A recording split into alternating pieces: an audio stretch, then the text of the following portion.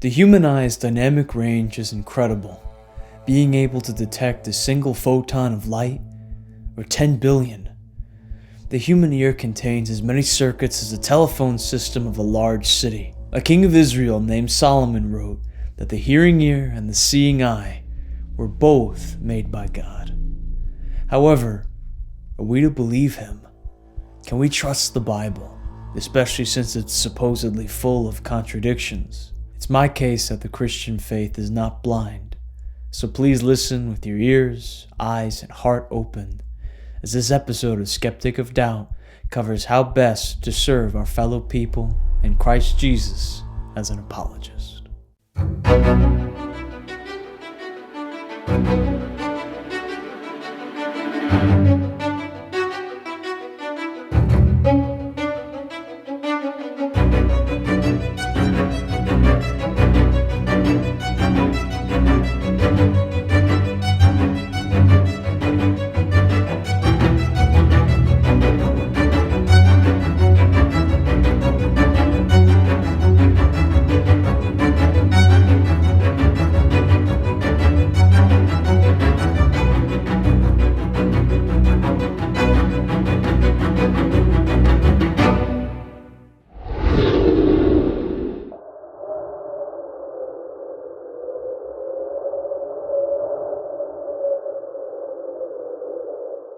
Forensic science is the use of scientific methods or expertise to investigate crimes or examine evidence that might be presented in a court of law.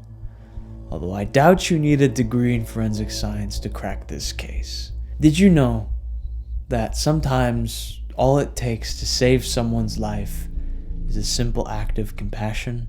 According to People, a New York police officer is being recognized for going above and beyond the call of duty for a citizen in need. New York City Mayor Bill de Blasio honored Officer Christian Campoverde, 27, on Tuesday after he saved a distraught man from leaping off the third-floor balcony at Queens Center Mall on December 20th with a simple act of compassion. This is what happened. Christian, the police officer, was off duty and he was at the mall with his family. A man appeared. This man seemed to be completely distraught. He pushed shoppers out of his way, and then Christian overheard him say under his breath that he wanted to end his life. Christian, though he was off duty, still felt it in his heart that it was his responsibility to protect and serve. So he followed the man with a broken heart. And when Christian finally reached him, the man was already halfway over the balcony railing and was poised to fall and end his life. Christian reached over the railing, grabbed the man by his waistband, and he pulled him back up onto the balcony. Christian then asked the man one of the most beautiful questions I've ever heard. "Is it okay if I give you a hug? Do you want a hug?" It was at this point that, after replying yes, the troubled man fell into the officer's arms and began sobbing. Christian's response when he saw someone in unbearable pain was to act with intentional compassion. He could have chosen to ignore the man who was in pain. In fact, Christian offered comments on his actions, saying, "I saw people's reactions. They were angry towards him. Me and my wife look at it differently. We saw a man who needed help. I needed to calm him down. I needed to connect to him. I don't know exactly what he's going through, but whatever he's going through, it's tough." In our own experience, we need to keep the words of Christian in mind. We have absolutely no idea what people are going through. Sometimes, for some who consider themselves skeptics, the word doubt really does have its archaic application. I mean to say that doubt refers to fears that are painful. In other words, somebody might be going through an experience that's causing them an intense amount of pain, and they start doubting truths like God's love or their own worth. My point is, 1 Peter 3:15 cannot, should not, and in fact must not be applied out of context. The full verse reads, "But sanctify the Lord God in your hearts, and be ready always to give an answer to every man that asketh you a reason for the hope that is in you with meekness and fear." Some versions, like the ESV, even read, "Yet do it with gentleness and respect." Like Christian, we too have the call to protect and to serve the Church of God as defenders, apologists, or case makers for the Christian faith. And sometimes those in the line of duty refer to their work as fighting the righteous battle. Indeed, the book of Jude states, "Beloved, when I gave all diligence to write unto you of the common salvation, it was needful for me to write unto you and exhort you that ye should earnestly contend for the faith which was once delivered unto the saints." So the Bible clearly calls for the office of the apologist.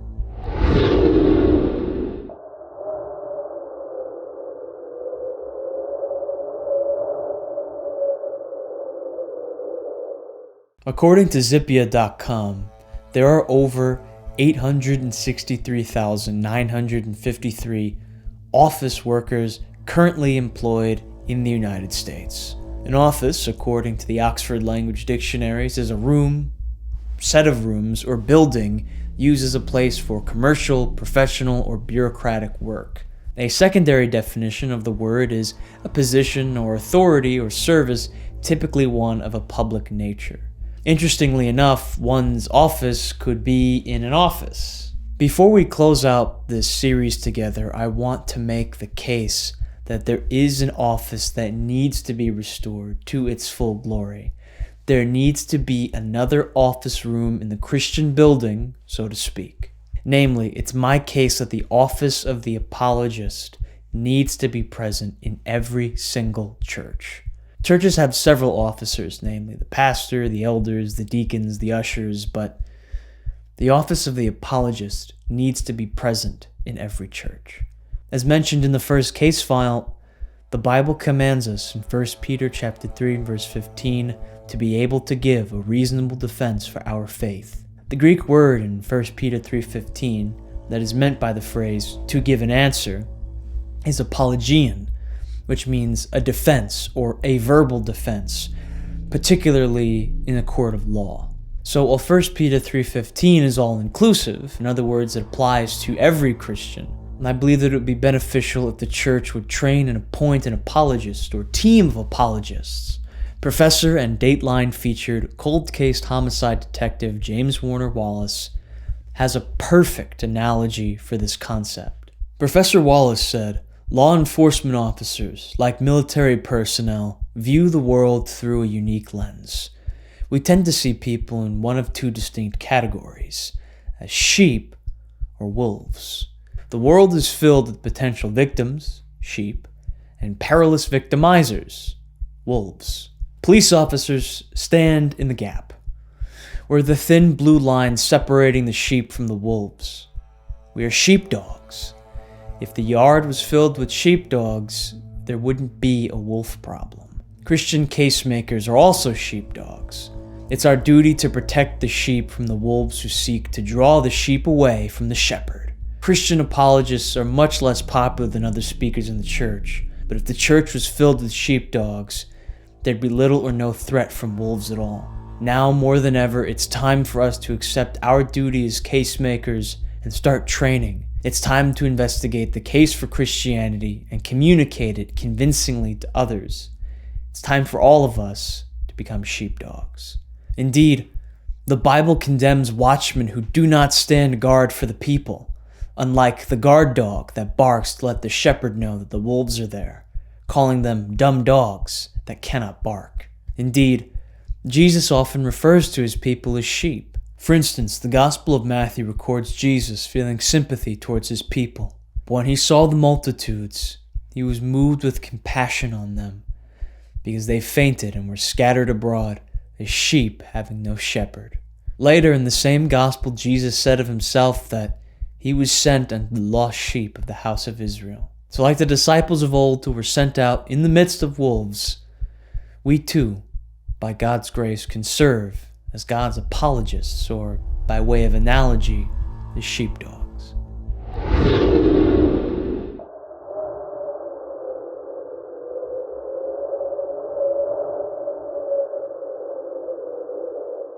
To quote Professor Wallace again, "We have seen that the true motivation for apologetics is nothing less than the honor and lordship of Jesus Christ. Because Jesus is Lord of every Christian, apologetics is for every Christian. I believe that this is true with all of my heart.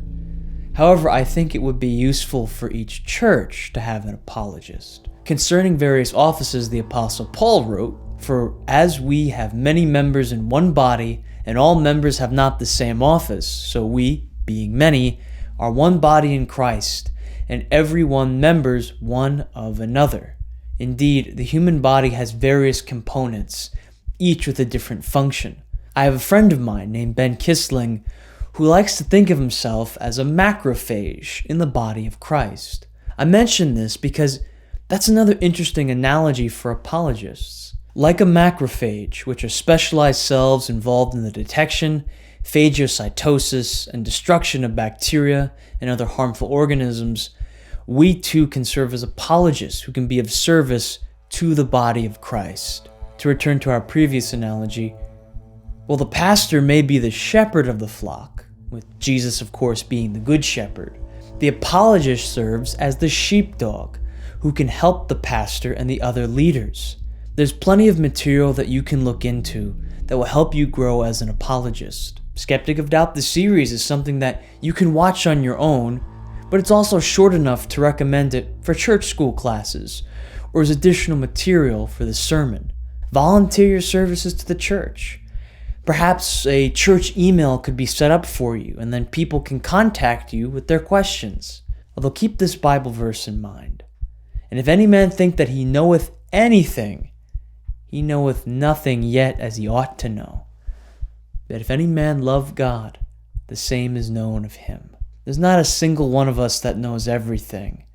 But if we love Christ Jesus, by his grace as faithful sheepdogs, macrophages, or apologists, we can work for his glory. There are other resources, like material from Professor James Warner Wallace or Ben Kissling, that can be helpful to you. Creation Ministries International, Answers in Genesis, and Biblical Science Institute are other examples of ministries that have information on Bible contradictions.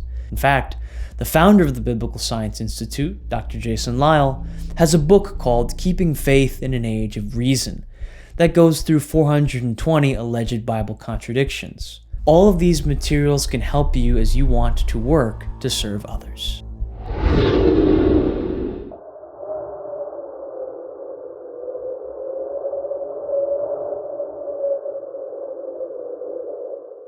If you keep in mind the things that we spoke about today, like the fact that we need to work with love and compassion in our apologetic work, that God has called us to protect and serve his church, and that you can use these apologetic materials to help serve others, then you should be a skeptic with a whole new way of looking at doubt. When pressed from all sides with hostile questions about your faith, it might be possible that you may feel doubt. Rather than being ashamed, letting your faith slip away, why not doubt your doubt? Instead of being overwhelmed by doubt, why not question your questions and test your tests? Unbelief should be subject to the same level of scrutiny and investigation that faith is commonly put to. I encourage you to doubt your doubt. Be a skeptic of doubt, and remember, the truth saves.